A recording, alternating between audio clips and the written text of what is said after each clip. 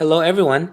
In this video, we're going to investigate the graphing form of logarithmic function, and this is the graphing form of logarithmic function.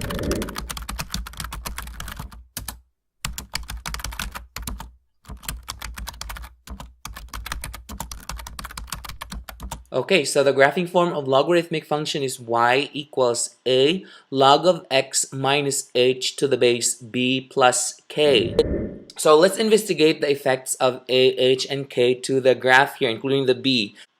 Let's start with a. If the absolute value of a is greater than 1, it will have a vertical stretch. As you can see here in this graph, this other tail of the graph, or this other end of the graph, is stretched towards the y-axis. So it's pretty much like stretched vertically. So it goes up and up over there, so that's the effect of A. So when the bigger the value of A is, the more it's being stretched vertically. Now we can also see that on the other end. So the more that we make it more negative, that means the absolute value of A is greater than 1, then it becomes vertically stretched. Now another effect of A is that if A is positive, then the other end of the graph is directed downward.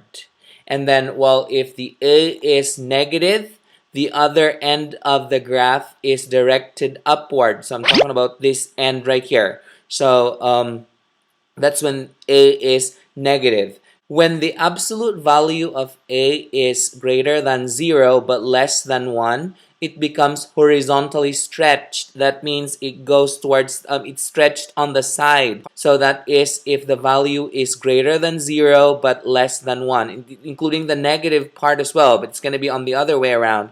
So if the absolute value is greater than 0 or less than 1, it is horizontally stretched. So horizontally stretched means it gets closer and closer to the x-axis. Well, if we have a value that is greater than 1, or the absolute value is greater than 1, then it's gonna be vertically stretched. Then it goes away from the x-axis. So that's the effect of A.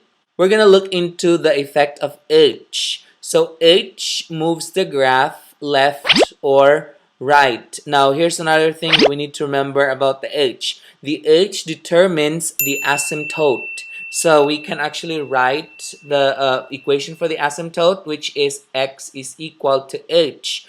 Okay, so this blue color that we have here is the asymptote. An asymptote is a line, an imaginary line, or a curve where the graph gets closer and closer to it. So you see this red line right here. This red graph, it's gonna get closer and closer to the asymptote, but will never touch it. It just gets closer and closer to it. So if we move the h here, the asymptote is going with the h. So that's the thing that we need to remember.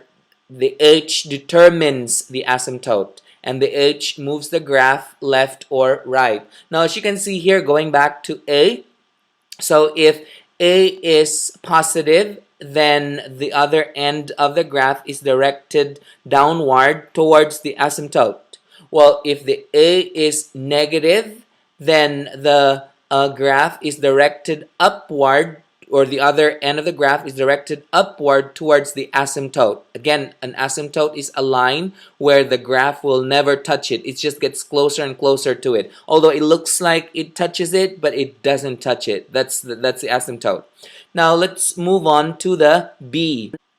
The B value has to be greater than 0. So when the B value is greater than 0 or less than 1, so these values that we have here, so this is how the graph is going to look like. So the other end of the graph is again directed towards the asymptote downward.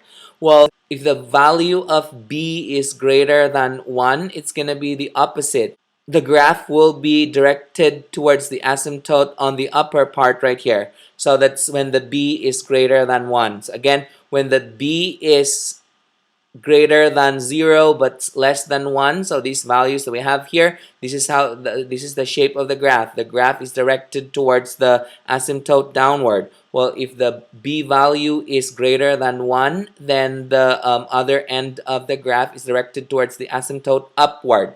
Now the k moves the graph up or down. So as you can see here, the graph moves up or the graph moves down. So those are the effects of a, h, b, and k to logarithmic function. That's it. If you find this video helpful, hit like and subscribe for more math videos. See ya!